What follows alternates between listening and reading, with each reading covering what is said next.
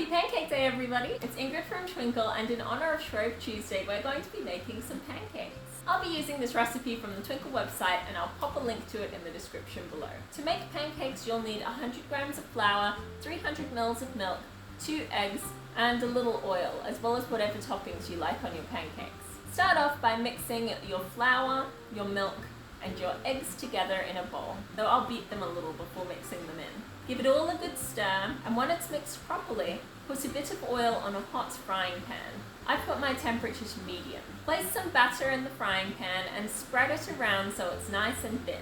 You'll see it starting to get a bit solid and bubbles rising to the top. This means that you can flip the pancake over and use a spatula or an egg flip for this.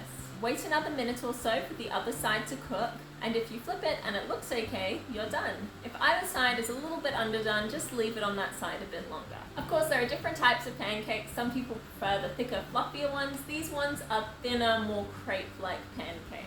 Once you're done, it's time to add toppings to your pancakes, and though the traditional way to top them is with some lemon and sugar, you can use whatever you want, and this is an opportunity to get really creative. A fun activity for the kids might be to create their own pancake recipe or experiment with different kinds of toppings, and maybe they'll discover something that they really like. You can use fresh fruits, spreads, cereals, even savory things like bacon and eggs. If you want kids to work on their literacy skills at the same time, they could also try writing out a recipe for their pancakes, and this is a good way to practice procedural writing.